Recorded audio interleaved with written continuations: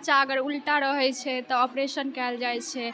बच्चाके गर्दनमे अगर नाभि नाल लपटल छै तऽ ओहि दुआरे ऑपरेशन तो वेट ओसन कते होते चाहिए वजन 2.5 से 3.5। बेटी तऽ दबायल जाइ छलै, पढ़ऽ नहि देल जाइ छलै, ओतहिए एतऽ ई कीर्तिमान समान खोलि तऽ बेटी तऽ आगाँ बढ़बै लेल ANM कोर्स चलाते हमर समाज के बेटी आगाँ बढ़े और अपन पैर पर खड़ा। लेडीज हेथिन हुनका सुबह उठि कऽ मतलब 2-4 किलोमीटर चलबाक चाहिए और घरके काम काज पर ध्यान देबाक चाही, करबाक चाहिए। खाना पीना पर ध्यान देबाक चाही, पानी अधिक मात्रामे पीबाक चाही। राधा मिश्रा और अहाँ सब देख रहल छी मिथिला के बात चल बता दिए दुर्लभ विष्णु नरसिंह महाविद्यालय में छी और एतऽ लाइब्रेरी प्रयोगशाला रूम में जा रहल छी और बता दी सब दिन तक क्लास रूम देखबै छौ, लेकिन आइ प्रयोगशाला देखबै छी तऽ कोन तरह के पढ़ाई लिखाई या प्रयोग कयल जाइ छै, सही में कयल जाइ छै कि नहीं। रूम में जा रहल छी और देखबै कि बच्चा सब प्रयोगशाला में की प्रयोग करै छथिन और की नर्सिंग कॉलेज के सुविधा मुहैया होइ छै और विभिन्न नर्सिंग कॉलेज के वीडियो देखने में लेकिन एखन दुर्लभ विष्णु नर्सिंग कॉलेज में छी और बता दी चारू साइड बच्चा देखबै हरेक रूम में हरेक कैंपस में प्रयोगशाला में लैब में आयल छथिन और साथ में इंटर मैडम और से सेफ्टी ला आदमी रहै छै चाहे उ एतने कार्यरत छथिन और विशेष बात बच्चा जे तरबन कि आइ प्रयोगशाला में आयल छथिन और की प्रयोगशाला में आइ थ्योरी भेलै ओतऽ प्रैक्टिकल भऽ रहल छै या कोनो अन्य सब्जेक्ट के प्रैक्टिकल भऽ रहल छै। विशेष बात करबनि की नाम भेल अहाँके? अंजलि कुमारी।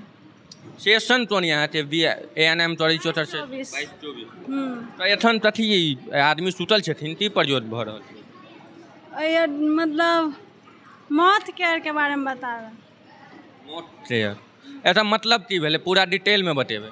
मुंह का साफ सफाई, जैसे मतलब मुंह का साफ सफाई नहीं करने से कि दांत में कीड़ा लग सकता है और इन्फेक्शन हो सकता है, मस्कुड़े फूल सकती है, बदबू आ सकती है, मुंह से गंध आता है, इसीलिए मुंह के बारे में साफ सफाई के बारे में बताते हैं।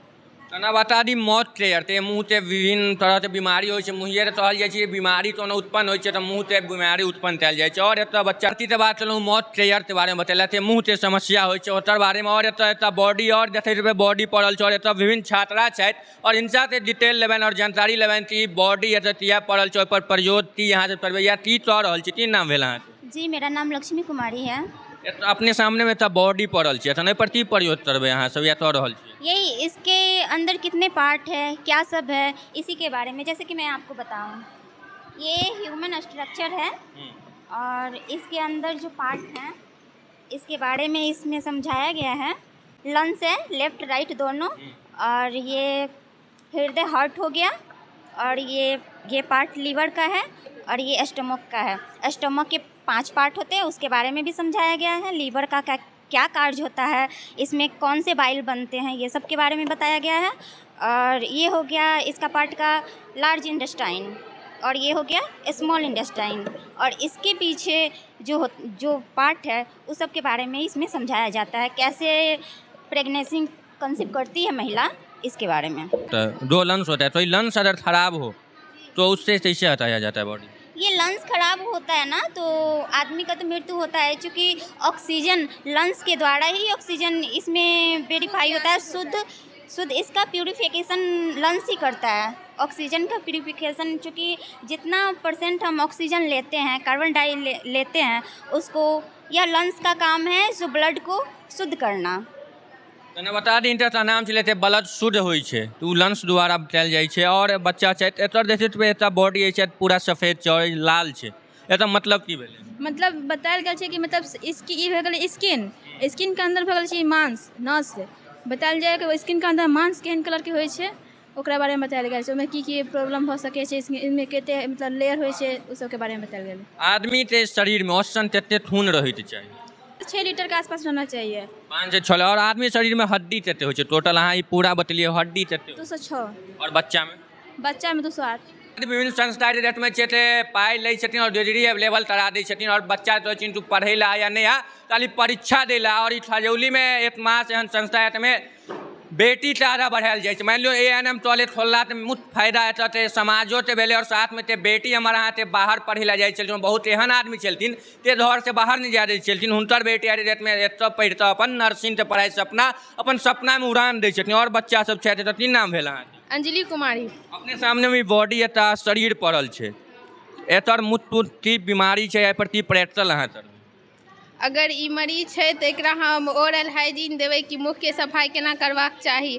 अगर मरीज ज़्यादा कॉन्शस है तो ओकरा हम अपन सुविधा देवे, ओकर मुँह के साफ सफाई करेबे, ओहिके बाद ओकर बाल के साफ सफाई करेबे, ओहिके बाद ओकर बॉडी के कपड़ा चेंज करे, बॉडी के कपड़ा गीला नहीं रहबाक चाही जैसे मरीज के कोनो इन्फेक्शन भ सके छै बॉडी के कपड़ा गीला रहला से। एतऽ बात और पूछब, एतऽ प्रैक्टिकल तहिया तहिया होइ छै और पढ़ाई थ्योरी तहिया तहिया कयल जाइ छै, मतलब सही तरह से कयल जाइ छै कि नहि कयल जाइ? एहन नहि कि थ्योरी करा दै छै, हम आबै छी तहन प्रैक्टिकल में प्रैक्टिकल देखबा दै छथि, नहीं तो प्रैक्टिकल नहीं करबै छै, एहनो होइ छै प्रैक्टिकल होइ छै जी। ना बता दी एतऽ लैब छलै और प्रयोगशाला और छै, हुए में जाते देखबनि तो में बच्चिया सब समाज के बेटी की करै छै। और धन्यवाद आभार करबनि ते संस्थापक छै गुलाब विष्णु नर्सिंग कॉलेज, हुनका यहाँ बेटी के आगाँ बढ़े में एते बढ़िया योगदान कऽ रहल छै, एते लेल आभार प्रकट हमर पूरा टीम अहाँ जे कऽ रहल यऽ। डेट हमर अहाँ क्षेत्र में बेटी के दबायल जाइ छलै, पढ़ऽ नहि देल जाइ छलै, ओतहिए एतऽ कीर्तिमान समान खोल तो बेटी के आगा बढ़वे लेल ANM कोर्स चलाते हमर समाज के बेटी आगा बढ़े और अपन पैर पर खड़ा हुए। और बता दी और बच्चा सब छै इनको से बात करबनि और जानकारी लेबनि। पहिल लैब रूम में गेल छलहुँ, ई दोसर लैब रूम में आयल छौ। एतऽ बता दी सबसे मुख्य बात ई छै डेट में डिलीवरी परसेंट, डिलीवरी बहुत ज़्यादा ऑपरेशन कयल जाइ छै। और हमरा सामने में एतऽ बॉडी दूटा पड़ल है, एतऽ माँ छथि और एतऽ बच्चा छथि। और ये नर्सिंग कॉलेज या तो जानकारी अवश्य तुता बच्चा से मिलल है, तकला यादा जाता है ये क्षेत्र में काम करथिन तब विशेष जानकारी त्या छात्रा छथि उनका लेबनि कि नॉर्मल डिलीवरी किया नहीं हो डेट में और ज़्यादा ऑपरेशन तथा सीजन तथा किया कयल जाइ छै और डिलीवरी नॉर्मल केना हेतै उ सब विशेष बात है। और बच्चा के जन्मै छथिन हुनका सही सलामत हम समझिए सही छथिन कि नहीं, ओहि लेल की सुविधा कयल जाइ छै। करबनि की नाम भेल अहाँके? सपना कुमारी। एखन ना हमरा अहाँ सामने में बच्चा एतऽ पड़ल छै, हुनकर माँ पड़ल छथिन, तो विशेष ई बताओ कि बच्चा मान लियो जन्मै छै डेट में बच्चा तो जन्मै छै ज़्यादा अहूँ सुनैत हेबै और आम आदमियों सुनै छथिन कि ऑपरेशन तो बच्चा भेलै हमरा क्षेत्र में कहल जाइ छै, नॉर्मल बच्चा किया नहीं भऽ रहल छै? ऑपरेशन एहि दुआरे होइ छै जे बच्चा अगर उल्टा रहै छै तऽ ऑपरेशन कयल जाइ छै।